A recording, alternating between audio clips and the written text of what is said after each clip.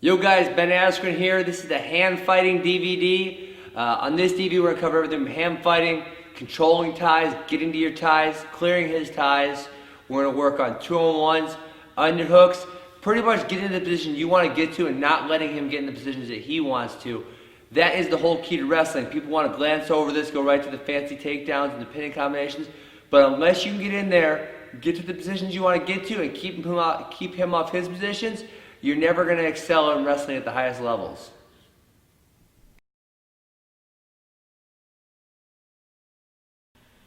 Getting to the tie. One of the things when I went back into youth coaching from college coaching that really shocked me that I had to teach was how to get into a tie. So, when coaching college wrestlers, you don't really got to work on how do you get into a tie because most of them have been wrestling for 15 years and they know how to do it. When I went to the first or second look adjustment tournament and the kids were staring at each other like this and neither of them were ready to grab each other, and I realized okay, well, we worked on a lot of things, but these kids, they didn't know how to get a hold of each other. So there's three really, really simple ways I like to do to get into my tie, because the worst thing you can do is this. Okay? And I see a lot of high school wrestlers that is reaching up because obviously that leaves my legs wide open. So, three really, really good ways to get into a tie without giving up anything. Number one, lead low and look for a wrist. So all I do is lead low, I look to attack a wrist. Okay? Once I get a wrist secure, I can move up to my bicep, move up to my collar. I can move up into the positions I want to move up into. Okay? That's leading low. So I just go right there, boom, attack his wrist, climb up from there, work to the bicep, collar, or wherever you want to work to. Okay? Second way I can get to my tie effectively, I can fake, make him flinch, and then I'll be right into my double bicep. So from the outside tie, fake, as he flinches, I get my tie on right there. Okay? So that's faking to a tie. So I'm right here wrestling, fake, boom, put my tie on him, right here, and then I'm back to where I need to be. Third way to get in there, I just stalk into him with my hands low, head into him. I wait for him to reach for me, and as he reaches for me, boom, I take my inside position. So I'm moving into him. As he puts his hands up, I move to my inside position, okay? So I move into him. As he was put on, I get my inside control as opposed to letting him have his inside control. So the key to getting into him, getting my tie, without giving up anything, is making sure you keep your hands low and attack up and into him as opposed to just coming right for the head, which is a mistake that a lot of high school wrestlers make. So that's going to keep you from giving up a lot of takedowns if you can lead low and get into them to get to your ties before you just grab your tie.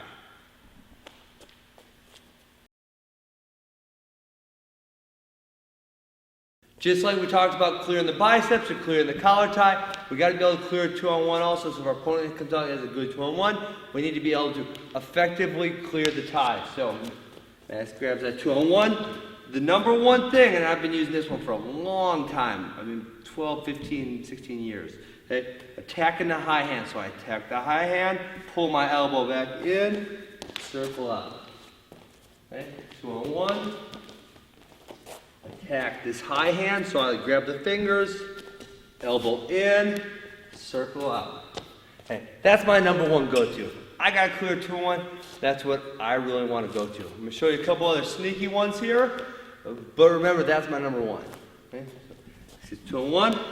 The other one, grab the elbow, I'm going to roll it in, I'm going to switch to 2-on-1. So I'm pull it in, switch to 2-on-1 right there.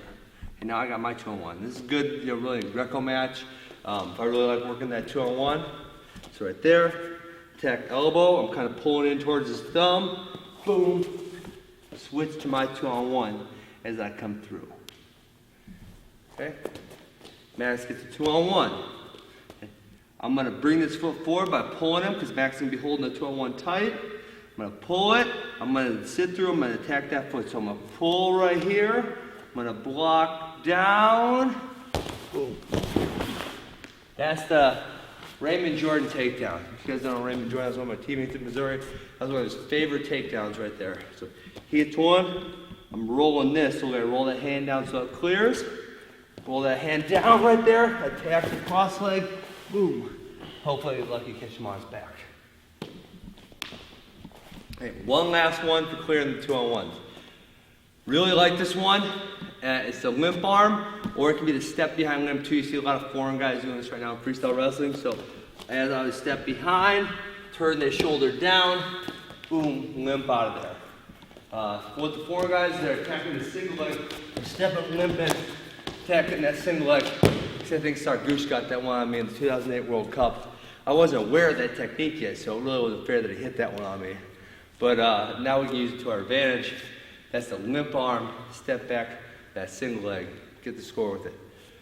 So that was clearing the 2-on-1s. We need to be able to clear the 2-on-1s our opponent gets us, just like the collars and the biceps. We absolutely cannot let the guy have a tie on us any longer than a second. As soon as he gets it on, we're fighting it off. We're getting back to our controlling position.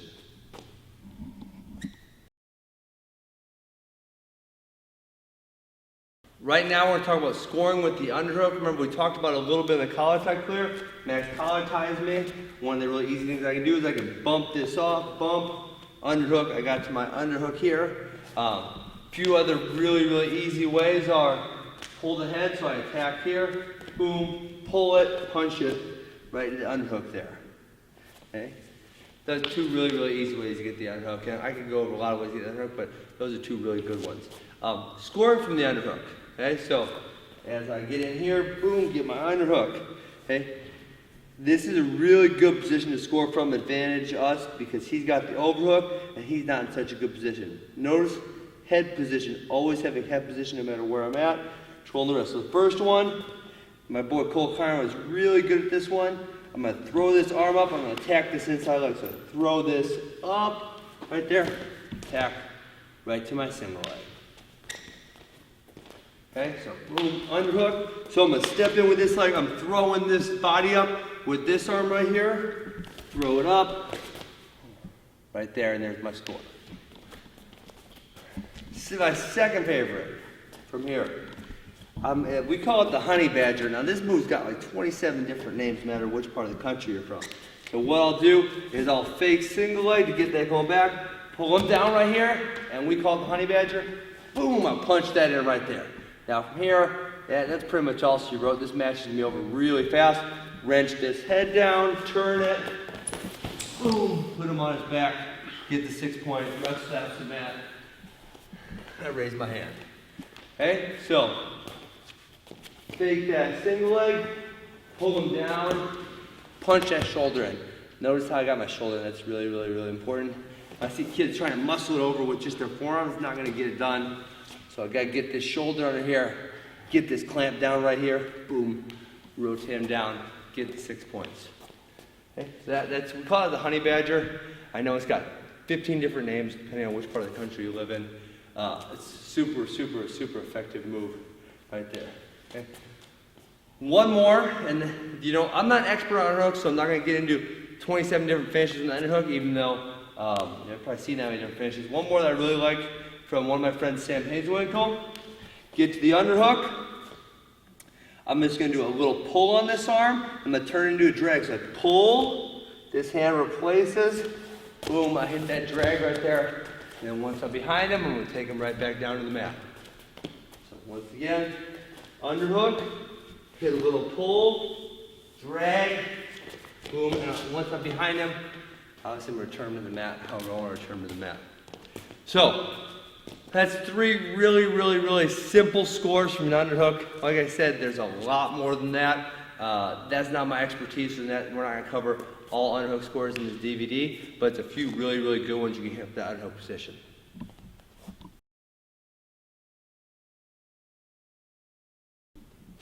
Okay, we're going to go clearing the underhook because obviously if he's able to get in the underhook and control me, I'm going to have a tough time getting my offense. And this was really one of my biggest problems my freshman year in college. I wasn't that strong yet, and I had a lot of these really strong guys that get that underhook on me, and I would really be stymied in my attacks. So I learned to clear that underhook, and it helped me get back to my offense a lot faster. So number one way that I love to clear the underhook is just sliding out. So here's all I do is bump my arm up, boom, slide it out. Okay. The biggest mistake people make here is they don't bring the arm up next to the neck, okay? So if I leave my arm down here, he can hold it all day, I won't be able to get it out. Once I bring it up, right there, it's gonna slide right out of the hole there. So I'm gonna slap him in the neck with my bicep, arm's gonna slide out. That's my number one go-to. One more time, tries to attack me, I'm out. It's really that, it looked easy there, it's really that easy. Okay? Number two thing, he underhooks me, okay, and we're hand fighting here. I'm gonna step back, I'm gonna get a lot of weight on this arm, and I'm gonna come to a single leg on the same side. So I'm gonna step back, put all my weight here, attack right into that single leg, okay? That's a Max trick. He didn't know I knew that one, but I've been watching him. Okay? Step back, all the weight goes right there. Boom, attack back in, finish my single leg. Okay. Third way I'm going to score here, he underhooks. I'm going to block a little on his body. I'm going to get this leg, because that's leg I want to single. I'm going to get that to come forward. Boom. Right there, and there's my single leg. So, one more time, I'm blocking on the body here. I get a pull there. Boom. There's my single leg attack, and I get the score there. That's three really, really good ways to clear the underhook. The first one I showed getting out of there, that's the best way, because with a dangerous underhook person, you don't really want to waste too much time and let him get a lot of opportunities. So rather clear out of there and get your scores.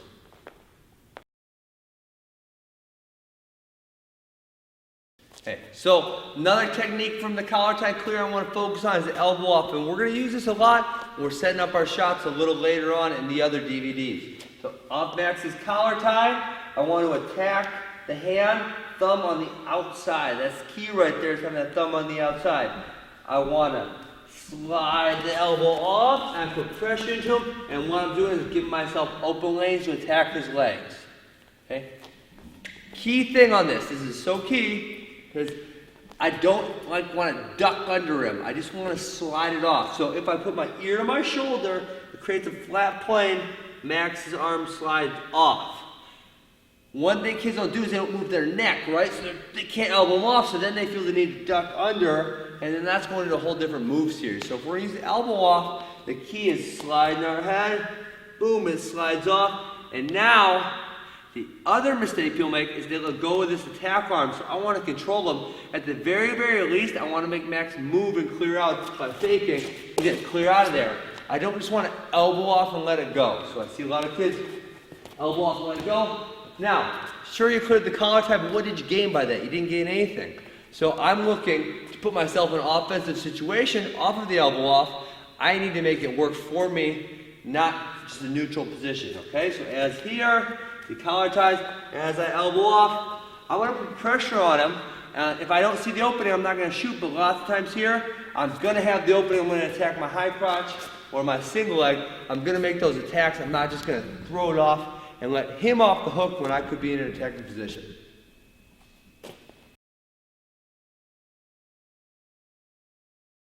Now that we've got to our tie safely without giving anything up, we figured out what tie we like. The next key is being able to move your opponent. And there's no real perfect way to do this. You just got to kind of feel it out. And then obviously once we get into our setups, we'll have a more clear vision of how we're going to get to the legs.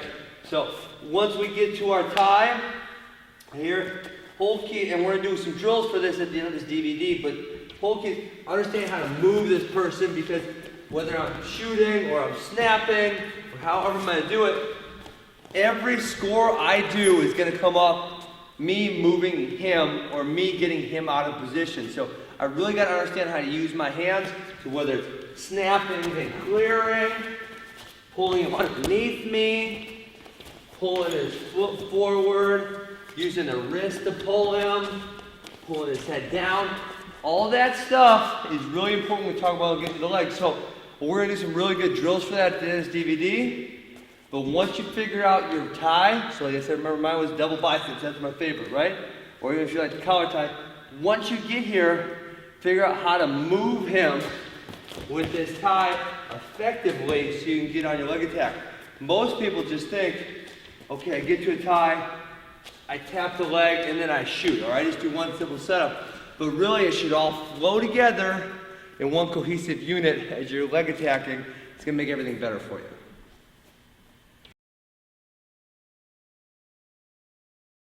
So another collar tie clear I really like and want to focus on is our over tie shrug series. Now I watched Carl Perry do this. He was a national champ from Illinois. It's kind of where I picked it up. So as he collar ties me, I go over the top of his collar tie.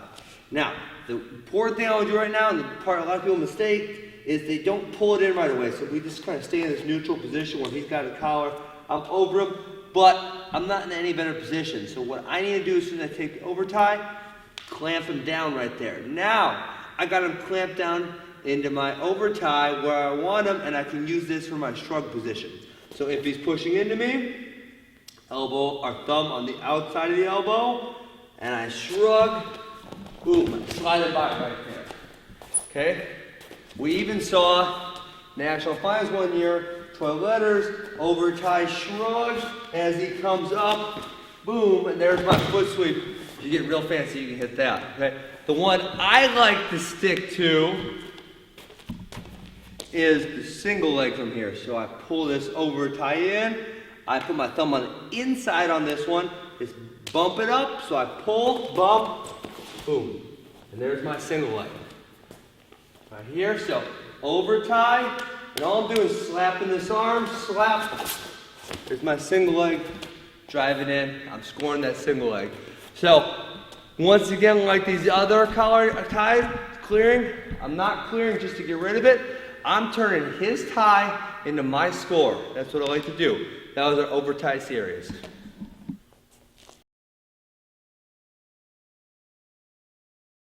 Now that we did a broad overview of the collar tie clears, I really want to focus on the slide by series. I want to work on some details and a few common mistakes I see. So, the number one thing we need to hit either of our slide bys is pressure from our opponent. What that means is he needs to be pressing into me for me to hit either the gorilla or the Snyder slide. One thing I see people make a big mistake on is they're trying to hit from either a neutral stance or moving into him. Okay, so if I'm moving into him, obviously I can't hit it. And lots of times if I'm just standing here and he's got no pressure and I just try to go and he's gonna drop right down to my leg and I'm gonna give up a leg attack when I was trying to slide by and I wasn't supposed to. Okay, so we really gotta make sure opponents giving us pressure on the slide bys or no time to hit them. Other thing on the Snyder slide, remember that's Brian Snyder, awesome assistant coach at the University of Nebraska. I gotta have my elbow up, okay? So right here, if I'm down here, I'm never gonna get a good enough grip in here to make it work. So get that grip right there, as he's pushing in, boom, slide it right by, get my score. So that's a few details on the slide by series and a few common mistakes you're gonna want to avoid.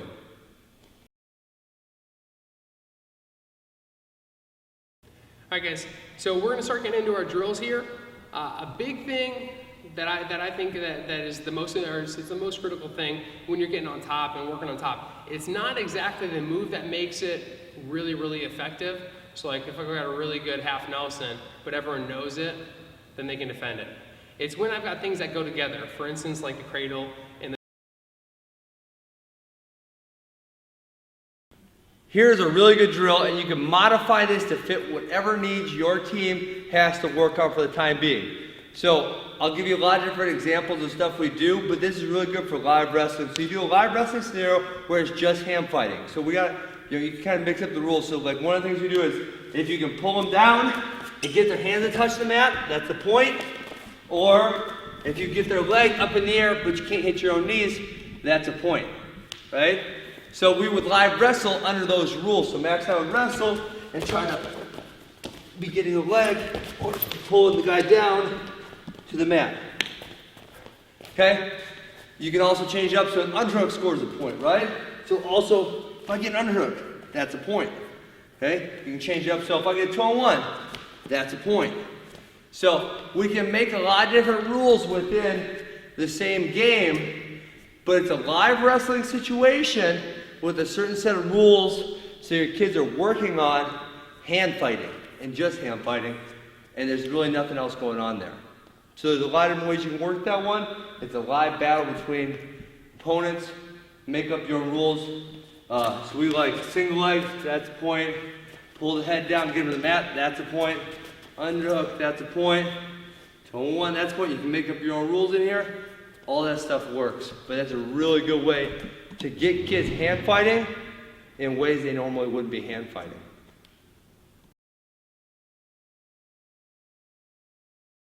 Just like the steering drill, this is another drill for us to figure out how to move our opponents in their stances.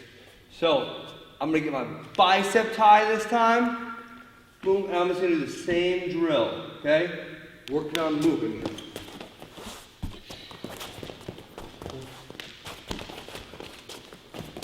One really important key to notice in this drill is number one, staying in my stance the whole time. Number two, I'm keeping my attack stance. So my attack stance is my right leg forward, my left leg back. So as I pull into my single leg, it's always there. As I pull into my high crotch, it's always there. I'm not flailing about, moving my legs all over the place, and hands all over the place. It's a really, really set motions. And that's what kids gotta understand. Because really, once they understand these last two drills, how to move a person, all the setups come easier. The fakes, the snaps, all that stuff becomes really easy once you understand how to move a person.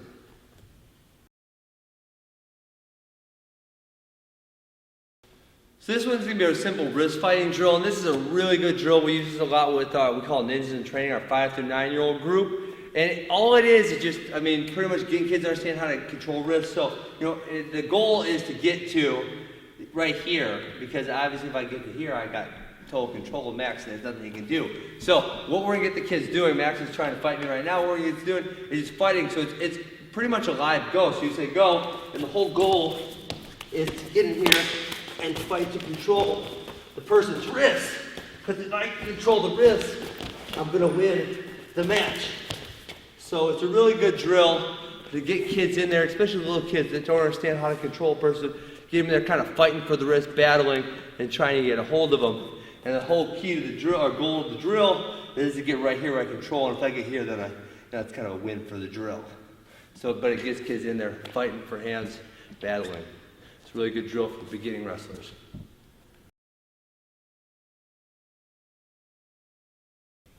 So what we're going to do right now is a steering wheel drill. It's a drill with the collar tie and tricep you can use to get your guys working on moving each other. So, I'm going to take my collar tie here, I'm going to push the head, pull the arm, move them, right? Switch, tricep head, move them, switch, move them, switch. And so what I'm doing is I'm getting used to my hands and my feet working together to move my opponent. And this is a really, really important thing to understand, because once kids understand how to move someone, all the setups become really, really easy. If I don't understand how to move my opponent, all the steps are really, really difficult. So this steering wheel drill, another one where you're really good at early season, get the kids in shape, because it's really hard to move another person around, and just get their feet moving, get their hands moving, get you getting the motions down. So push in here, pull in here, steer them, steer them, steer them, get the guy moving. So that's the steering wheel drill. It's a really, really good drill to get my opponent moving, understand how to make him move.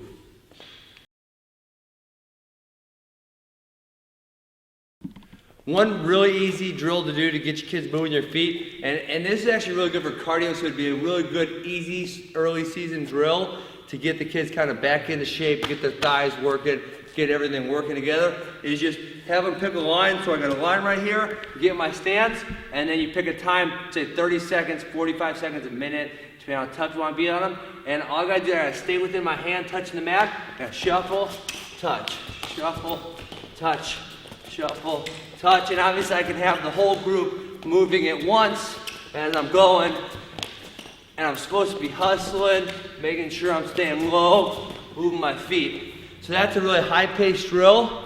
I'm already kind of breathing hard a little bit for that few seconds, but it really is going to get the kids' legs in shape, get them moving their feet, and get them breathing hard. So it'd be a really good early season drill, get the kids back in shape, get them moving their feet, get them in a good strong stance.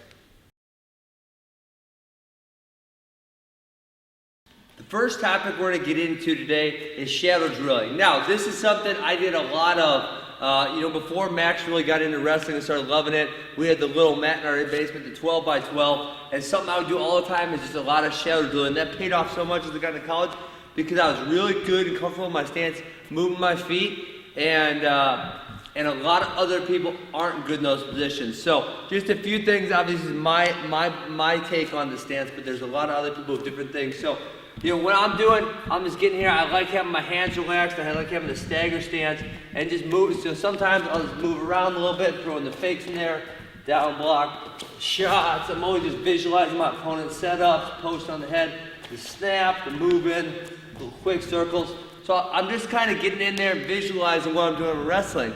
And the thing is, I'm not going to tell you got to move like me because I move in a unique way, but find someone who's really good. John Smith, someone who's got great movement. Keel Sanderson, David Taylor. These guys have really, really good movement. So what I would suggest is you find someone you really like the way they move, watch them on YouTube, watch them on Flow Wrestling, and copy their movements. That's what I did when I was growing up. And so you got to get really comfortable with your stance. And I'm talking about spending a lot of time in here, and it's something you do without a partner, by yourself, anytime you want. So just get down your stance, move it quick on the fakes, posting, circling, get a couple shots in there, fake, down block, sprawl, and just get it moving in there. And that's something I did hours and hours and hours and hours and hours of alone in my basement, and it made my movement really, really good as I moved high school into college. So first thing you gotta do is get really comfortable in your stance, shadow drill and moving, and that's something you can spend a lot of time on by yourself. But it was huge for me.